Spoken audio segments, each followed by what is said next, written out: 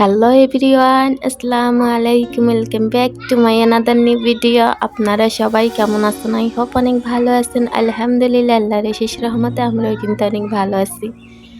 এটা হচ্ছে আমার রোজার মাসের প্রথম ব্লগ। তো এই ইদারিং যেই ব্লগগুলো আমি আপলোড আর কি দিলাম, এগুলো আমার রোজার আগের ভিডিও ছিল। যেহেতু রোজার টাইমে শরীরটা একটু অসুস্থ হয়ে আর কি পড়েছিলাম, তো কোনো ভিডিওই আর কি বানাতে খুবই খারাপ লাগছে, কারণে কোনো ভিডিওই আমি বানাই নেই। তো এই রোজার মাসের এটাই হচ্ছে আমার প্রথম ব্লগ। তো আজকে আমি শেয়ার করব আপনাদের মাঝে যে আমি রোজার মাসে দিনগুলো কিভাবে কাটাই এবং কিভাবে ইবাদত করি এবং কিভাবে দিনগুলো মেয়েটাকে নিয়ে কাটাই রোজা রেখে, ওগুলোই আর কি টুকিটাকি আপনাদের মাঝে শেয়ার করব। যেহেতু সব কিছুই আপনাদের মাঝে আমি শেয়ার করি, তো ভাবলাম যে রোজার মাসেও একটা ব্লগ বানাই।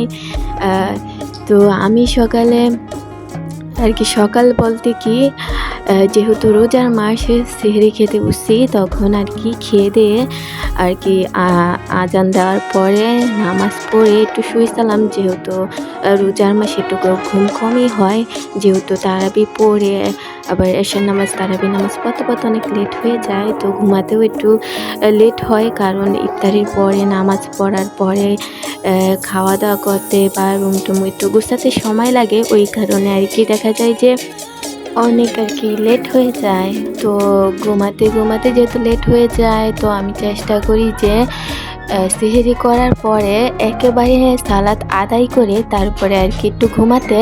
তো আর কি আজকের ব্লগটা আমি আর কি সকালে শুরু করে দিলাম। সকালে উঠে ঘুমের থেকে আর কি উঠে রুমটাকে সুন্দরভাবে গুছিয়ে নিতেছি। এর ফাঁকি দিয়ে কিন্তু আমার মেয়ের জন্য আমি একটা ডিম সিদ্ধ দিয়ে দিছি। যেহেতু আমরা রোজা রাখলে হয়তো বাচ্চা মানুষ, তো তার রোজা রাখতে পারে না, তো ওর জন্য আর আলাদা কিছু তেমন কিছু রান্না করা হয় না। যা দিয়ে আমরা সেহরিতে খাই তা অনেক কিছুই থেকে যায়, যেহেতু রোজা রেখে অত বেশি খাওয়া যায় না।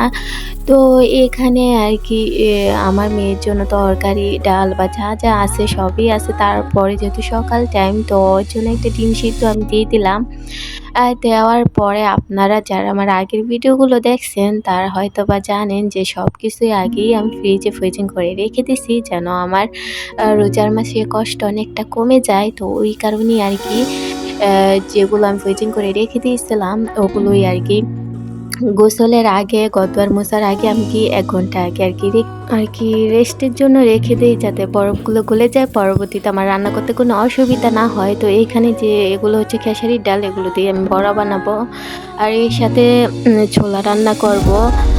আরও যা রান্না করবো সব কিছু আমি কুটিয়ে বেছে নিছি অফ ক্যামেরায়, আর অফ ক্যামেরায় সব কিছু আমি করে নিছি। গোসল, ঘর মোছা, নামাজ পড়া, যা আর কি করা দরকার সবই অফ ক্যামেরা আমি করে নিচ্ছি। তো এখানে একটু রান্নাও করে নিতেছিলাম, করলা ভাজি।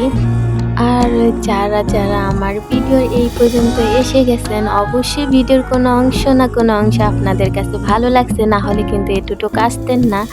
আর ভালো লেগে গেলে প্লিজ একটা লাইক দিয়ে আমার চ্যানেলটিকে সাবস্ক্রাইব করে দিবেন। আর যারা অলরেডি সাবস্ক্রাইব করে দিয়েছেন তাদেরকে জানিয়ে অসংখ্য ধন্যবাদ। আর তো আজকের মতো এই পর্যন্ত, নতুন কোনো ভিডিওতে দেখা হবে। আল্লাহ হাফেজ।